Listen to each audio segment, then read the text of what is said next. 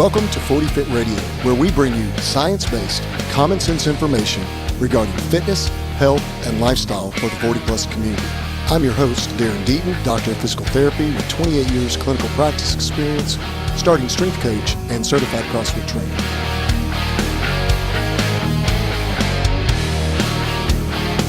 Forty Fit Radio, real people, real fitness, real health.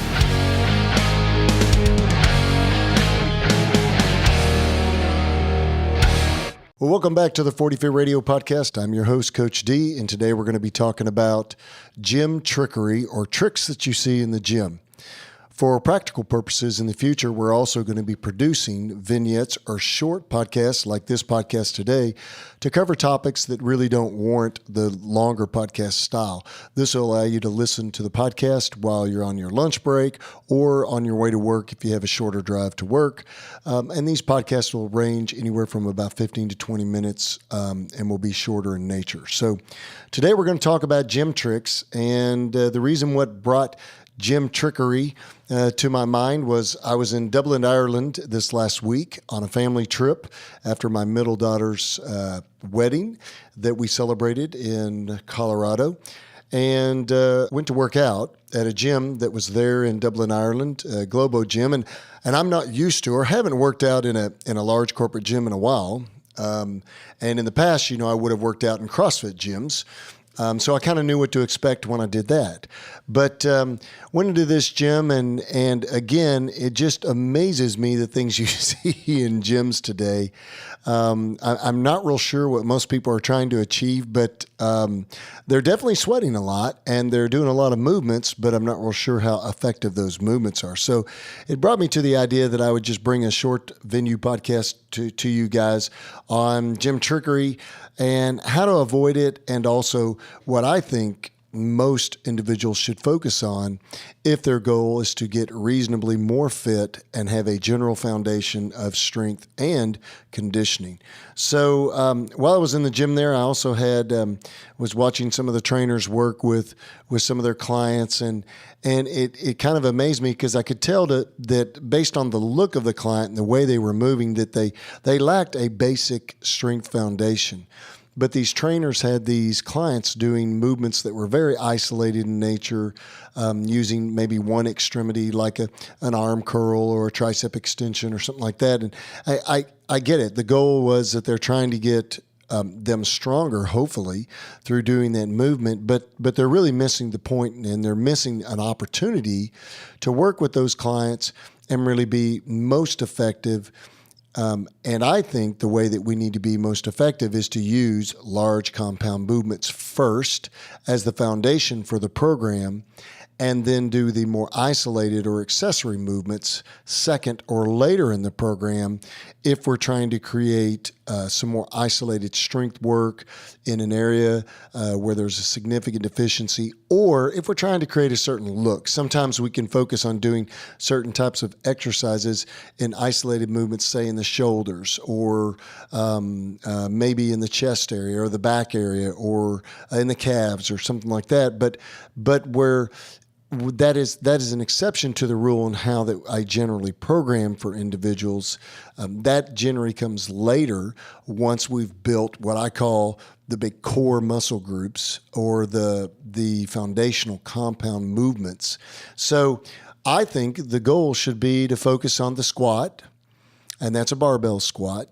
All these movements are barbell movements, of course, but to focus on the squat, the press, the strict press, the deadlift, and the bench press.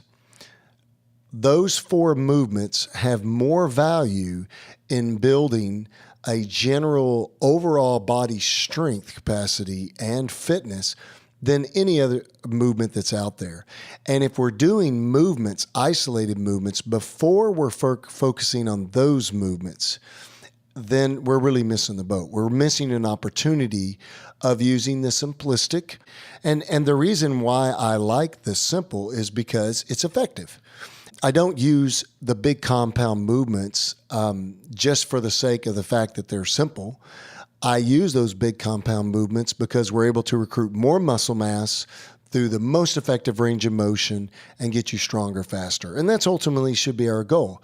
There's a better return on the investment for the time that you're spending in the gym. But our focus should always be those big 4 movements. And if we really wanted to kind of dial in on that, then we could just really do the squat, the press, and the deadlift and still be extremely effective, more effective than 9 out of 10 people that are in the gym today in the way that their exercise is programmed. And I use the term exercise because they really don't have a program. They're really not training necessarily. And that is, they haven't sat down and gone through and said, okay, I'm going to do this exercise for this many sets and reps under this load, and I'm going to use a linear progression over time to gain strength or to gain endurance or to gain conditioning or whatever they're trying to do over time, and I'm going to focus on that in my programming. So I think the key there is working on those big muscle group exercises first, building the foundation. And you know what kind of cracked me up while I was in the gym is you see a lot of people in there doing ab work and doing ab specific exercises. You don't have to do that if you use the big barbell movements. I promise you, your core musculature, your abdominal wall, and your back extensors, your rotational muscles of the trunk, your lats, and all these different muscles in your trunk, they're going to get strong. You're going to have a very strong core. And then what you have to do is you have to diet so that you can see it. You have to lose the body fat if you want to have, quote unquote, a 6-pack or a 12-pack, whatever you want to call it. If you want to have abs, then you've got to lose the body fat that are on those muscle groups. And you know that we can't selectively lose fat in one area over another. So we're just going to have basically a calorie deficit in our diet. But let's do that after we've built the strength of the musculature and we've built a nice foundation of lean muscle mass to work with. But we don't have to do specific abdominal exercises. I haven't done an ab work in probably 5 years or longer, an exercise for abdominal musculature. And even when I did it back then, all I did was sit-ups. But I believe doing exercises like here's a good example, doing chins or pull-ups and just keeping your trunk nice and tight while you're doing that motion, holding basically what we call hollow body position while you're doing those. That works the trunk musculature, the abdominal wall, in the way that it is most effectively trained. When you think about the musculature of your trunk, they're mostly isometric stabilizers. So when we try to do exercises in the gym where we're doing movement exercises through longer ranges of motion, or we're trying to do sit-ups or all these different movements, it's really not functional training at all. A lot of trainers today want to do all these different abdominal exercises and different movements and call them functional training. But in reality, they really don't mimic life and life function, as well as the squat, which is basically just a sit to stand. You're sitting and standing up off of a chair or getting out of your car or whatever else you're doing, okay? Or the press, reaching up and putting something on a shelf, or lifting something over your head to get it up into a higher area, or the deadlift, or a pull, picking something up off the floor or lifting something up. Maybe it's a bag of mulch that you're lifting up off the ground, the concrete outside, to put it in the back of your truck or something. And then also the bench press or pushing motions where you're pushing things away from you. Maybe you're pushing a piece of furniture across the room or something to move it. Those exercises, those 4 movements have more functional capacity than any of the isolated movements that you've seen being done in the gym. And quite frankly, more than any of the functional training programs that you see that are out there. You see, here's the problem, folks. People like to complicate to validate. They like to create exercise programs that seem more complicated, that have the appearance of complication and being more detailed maybe, or more complicated in their nature. And that's where this concept of gym trickery comes from. You know, the word trickery in the dictionary means the act of deception or to deceive. And I hope that trainers don't purposely deceive people for the sake of being dishonest. But I think sometimes to sell programs, to sell their concept to their audience, their client base, or to validate the client's need to hire that trainer, they have to complicate to validate. But the reality is that's not an effective way to train people, and it's not the way we're going to train people or recommend that people be trained. So we want to focus on these big, large compound movements first. Then we can add accessory movements in.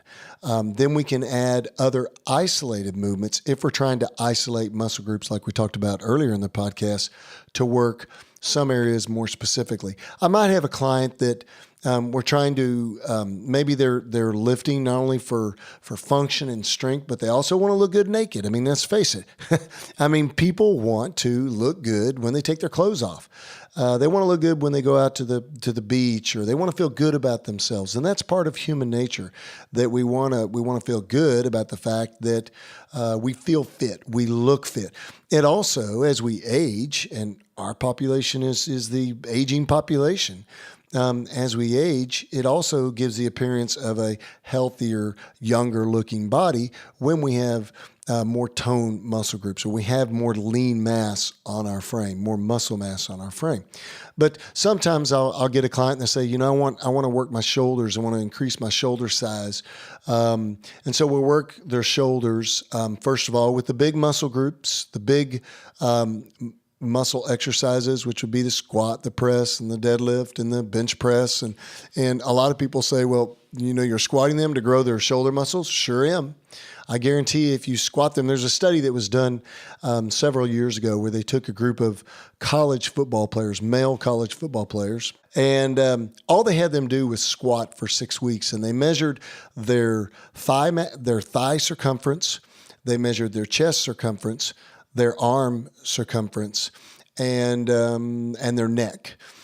At the end of that 6 weeks, guess what areas grew? All they did was squat them.